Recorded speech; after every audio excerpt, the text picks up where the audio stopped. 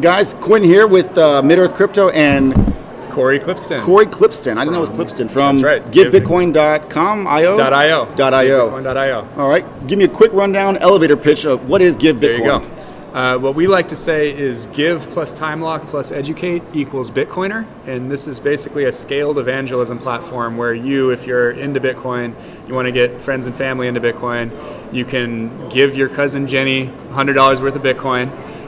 You time lock it for minimum 1 year, maximum 5 years, so she can't sell it for Ripple or like USD coin or something like that.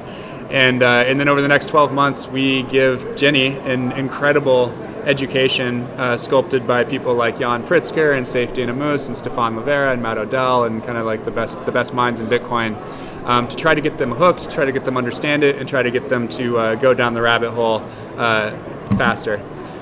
So yeah, that's it. We're minting new awesome. Bitcoiners. I have a question. So you say you give them Bitcoin, right? And you lock it in a time contract, right. I assume, and that they then are educated.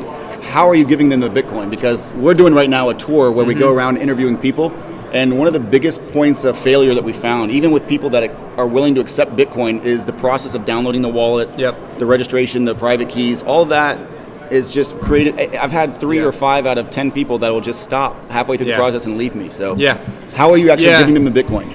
Basically, we try to remove as much friction as possible. So we're really optimizing for safe and easy. And that does mean using a custodian on the back end. Okay. The benefit of that is you can give Bitcoin, I could be at this conference, and as soon as we're live here in the next couple weeks, I could give, $1,000 of Bitcoin in $10 increments to, 100 people, $10 each.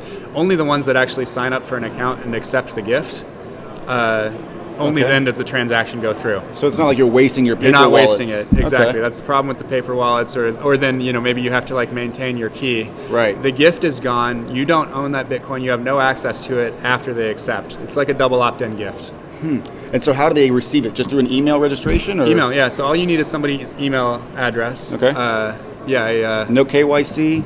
KYC on the receiver side. Okay. But it's pretty. Prime Trust has a good database, and they're hooked into everybody. So it's actually just a license upload.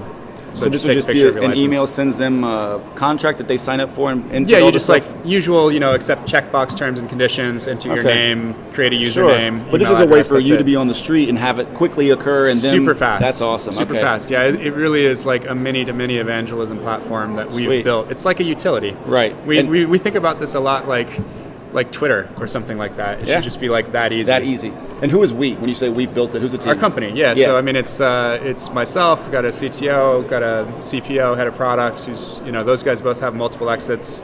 Our CTO has built like a $2 billion revenue business. Okay. As a founder. How long have you guys been working on the project together? We had the idea April 10th, so 6 months ago. Sweet. And then, just kind of like we broke ground after, so we did the designs in like May, June, and we broke ground on the coding July 1st. All right. So as far as where are you guys at to launch point right now? Do you think another So we're in weeks? alpha right now. Okay. So we have about 20 people banging around and sending us bugs and stuff, and we're just kind of like going through those in Trello as one does. And then hopefully by next week we'll actually have transactions live, and we'll open the beta, which is about 1,000 people that have signed up. Right. We're here at CIS, so if you're watching this like live right now, or as soon as this airs, if you go to cis.givebitcoin.io, you can actually get into the beta and be one of those first 1,000 people. Sign it up. Use my referral link. There you go. Yeah, you will have a referral link. We'll give you one, and then we'll go live to everybody probably in like 2 to 3 weeks. 2 to 3 weeks. So in time for Christmas.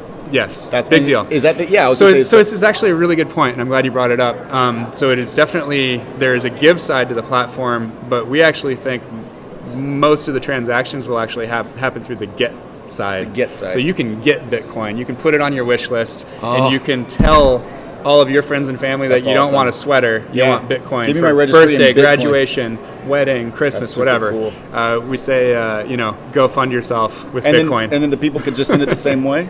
Yeah. So a question, if you've already registered, say you're signed up and you have your coins locked in custody, can I receive more coins to the same address? Yeah. So it's not just one It's just an account. Yeah. I mean, it's a custodial account at Prime Trust. A savings account because it's locked, right? It's a Bitcoin savings account. I need to do that for myself just so that I can spend my own Bitcoin People talk about it like a CD or like a short-term bond or something like that. Now, so the third way you can use it, so you can give, you can get, you can also purchase for yourself. and you can use the time lock or not. Right. And so we already have some people playing around, and they've come up with a hashtag called hashtag proof of hodl. Okay. Which is basically like you can buy Bitcoin for yourself, lock it up for 5 years, and then post on Twitter that you are actually proven to be a hodler. Okay. So I like that a lot. That should be fun. We'll see how that goes. Do you think that this is going to be something that catches on as far as the way I think about it is a savings account, absolutely. Like keeping myself from spending my own Bitcoin, because for me, I'm in the collection phase right now with a long-term thought of, 5-10 years is when I'll use this. But I often find myself like, okay, maybe I'll liquidate some to pay bills. The idea of locking it up against myself is great.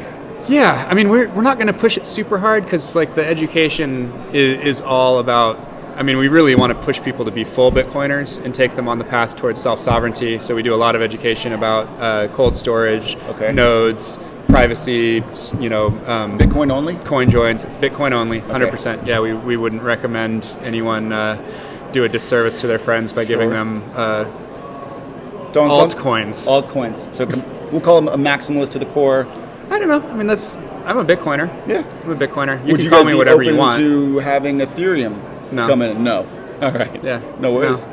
Yeah, I mean, it's really just like, money trends toward one and network protocols trend toward one. I agree. Sure. Yeah, if you look at like, OSI versus TCP/IP, like obviously OSI was like way better, but TCP/IP was already entrenched. So I mean, it's layer one of the internet is TCP/IP. You've seen that, modems and stuff like that. Okay. And something can't just be a little bit better or even 10 times better.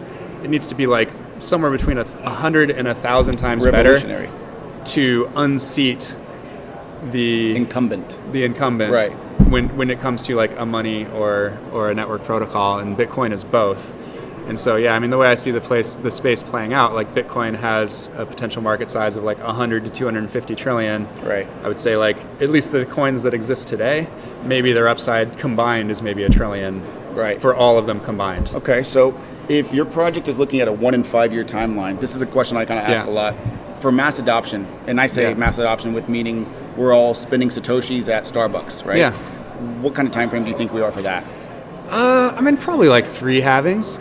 Okay, so that's 2028. I was going to say 20 years. Yeah, I could see like 10 years out. 10 years? Yeah, because you have one in 2020, 2024, 2028. And do you think by then everyone's... I mean, maybe. I mean, I think that it will...